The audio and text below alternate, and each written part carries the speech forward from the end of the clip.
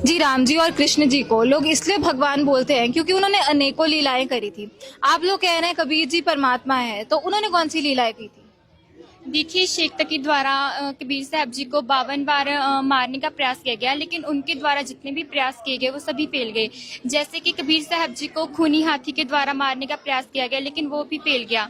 और कबीर साहब जी को गर्म तेल की कढ़ाई में बिठाया गया, लेकिन उनका वो भी प्रयास फेल गया। जैसे कि सबसे बड़ा प्रयास जिसके उपलक्ष्य में नेपाल सहित पूरे 11 आश्रमों में दिव्य धर्म यज्ञ मनाया जा रहा है। शेख तकी ने भारत के कोने कोने में यह चिट्ठी भिजवा दी थी कि कबीर साहब जी द्वारा कांशी के चौपट बाजार में पूरे 3 दिवसीय भंडारा किया जाएगा।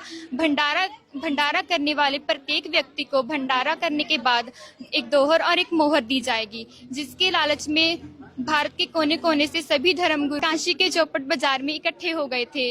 शेख तकी को ऐसा था कि कबीर साहब जी इससे डरकर भाग जाएंगे, लेकिन ऐसा नहीं हुआ। कबीर साहब जी ने पूरा 3 दिवसीय भंडारा करवाया। जैसे जैसे कि चिट्ठी में लिखा हुआ था कि भंडारा करने के बाद प्रत्येक व्यक्ति को एक दोहर एक मोहर दी जाएगी। इसके अनुसार ही भंडारा करने वाले प्रत्येक व्यक्ति को भंडारा करने के बाद एक दोहर और मोहर दी गई, और इस प्रयास में भी जो शेख तकी था वो फेल हुआ। और खाना खाने वाला प्रत्येक व्यक्ति कबीर साहब जी की जय जयकार कर रहा था और कह रहा था कि इतना मोहन भंडारा तो हमने कभी नहीं खाया। सबसे बड़ी कबीर साहब जी की लीला कि कबीर साहब जी शहशहीर ही धरती पर आए थे और शहशहीर ही धरती से गए थे।